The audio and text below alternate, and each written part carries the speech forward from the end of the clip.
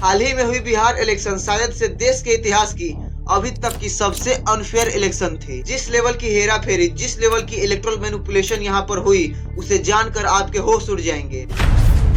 मैं जानता हूँ आप में से कुछ लोगों को लग रहा होगा कि अपोजिशन की यहाँ पर बुरी तरीके से हार हुई, इसलिए वोट चोरी का बहाना दिया जा रहा है। मीडिया में भी यही नैरेटिव फैलाया जा रहा है कि वोट चोरी का नैरेटिव फेल हो गया।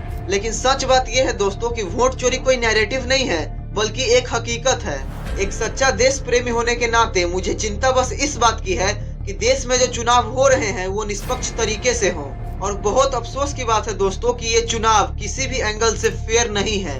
मैं इस वीडियो में 6 सबूत आपको दिखाऊंगा, 6 क्लियर कट प्रूफ इस चीज के।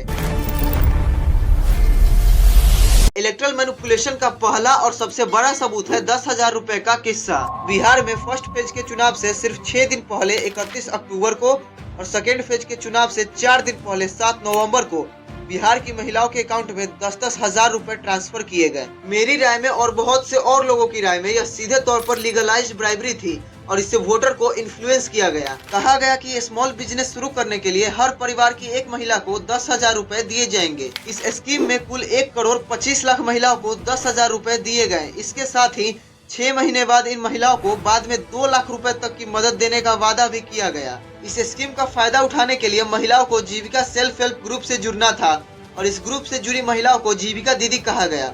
अब ऊपर से देखोगे ये एक वेलफेयर स्कीम है और सिर्फ इसे एक स्कीम के तौर पर देखा जाए तो मैं इसका विरोध नहीं करता हूँ। छोटे बिजनेसेस को स्टार्ट करने के लिए इस तरीके से पैसे दिए जाना कई बारी काफी इफेक्टिव रहता है, लेकिन प्रॉब्लम थी यहाँ पर इसकी टाइमिंग और जिस तरीके से इसे इम्प्लीमेंट किया गया। इस स्कीम को चुनाव से ठीक पहले सितंबर में लाया गया और चुनाव के दौरान भी महिलाओं को पैसे दिए गए ताकि 10,000 रुपए देकर उनका वोट इन्फ्लुएंस किया जा सके। आप पूछोगे वोट कैसे इन्फ्लुएंस हो रहा है? उनकी मर्जी है ना, 10,000 रुपए लेने के बाद वो किसे वोट दे। बात सही है, लेकिन यहाँ पर जानते हो क्या किया गया? उन्हें एक वादा दिखाया गया कि अभी तो इतने पैसे मिल गए और पैसे बाद में चाहिए और लाखों रुपए बाद में चाहिए तो हमें वोट करो। यहाँ पर सबसे बड़ा सवाल वैसे इलेक्शन कमीशन पर उठता है, क्योंकि मॉडल कोड ऑफ कंडक्ट के रूल्स में क्लियरली लिखा गया है कि सरकार किसी को भी पैसे नहीं दे सकती चुनाव के वक्त, स्पेशली तब जब मॉडल कोड ऑफ कंडक्ट लागू हो जाता है। बिहार में 6 अक्टूबर को यह कोड ऑफ कंडक्ट लागू हुआ, लेकिन इसके बाद 17 अक्टूबर, 24 अक्टूबर, 31 अक्टूबर और 7 नवंबर तक को भी महिलाओं को 10,000 रुपए दिए जा रहे थे। इमेजिन करो दोस्तों, बिहार देश का सबसे गरीब राज्य है और यहाँ आप इलेक्शन से ठीक पहले गरीब लोगों के अकाउंट में 10-10 हजार रुपए ट्रांसफर कर रहे हो और फिर उनके सामने गाजर लटका के कह रहे हो कि अगर हमें वोट दोगे तो आने वाले टाइम में लाखों रुपए मिल सकते हैं। ये इलेक्शन हो रही है या चीट फंड स्कीम चल रही है? 25 दिन में पैसा डबल। 25 दिन में पैसा डबल। इंटरेस्टिंग चीज ये है दोस्तों कि अगर अपने देश का इतिहास देखोगे तो जब भी स्टेट गवर्नमेंट ने ऐसा कुछ करने की कोशिश करी थी तो इलेक्शन कमीशन ने किसी भी हालत में ये सब नहीं होने दिया था। जैसे कि मार्च 2004 में इलेक्शन कमीशन ने तमिलनाडु की जयललिता सरकार के किसानों को पैसे देने पर रोक लगा दी थी, जबकि ये स्कीम तो मॉडल कोड ऑफ कंडक्ट लागू होने से 1 साल पहले से चल रही थी। इसी तरह मार्च 2011 में तमिलनाडु में ही इलेक्शन कमीशन ने डीएमके सरकार की फ्री कलर टीवी देने की स्कीम पर भी रोक लगा दी थी।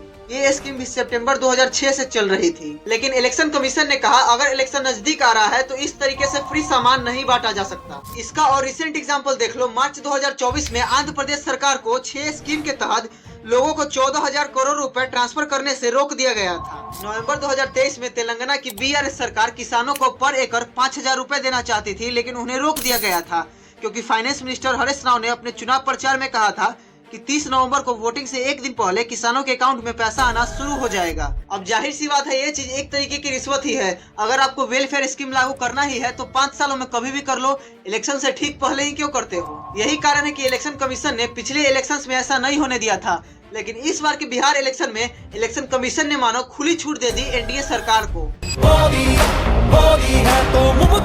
मेरी राय में सिर्फ एक यही चीज पूरी इलेक्शन को खारिज करने के लिए काफी है, लेकिन 5 और सबूत है मेरे पास। दूसरा सुनो, डुप्लीकेट वोटर्स का किस्सा। इन चुनावों में सैकड़ों ऐसे उदाहरण सामने आए जहां पर जिन वोटर्स ने पहले ही वोट कर दिया है बाकी राज्यों में, वो बिहार में भी वोट कर रहे हैं। ये देखो, बीजेपी के वर्कर नागेंद्र कुमार दिल्ली और बिहार दोनों जगह पर वोट डाला।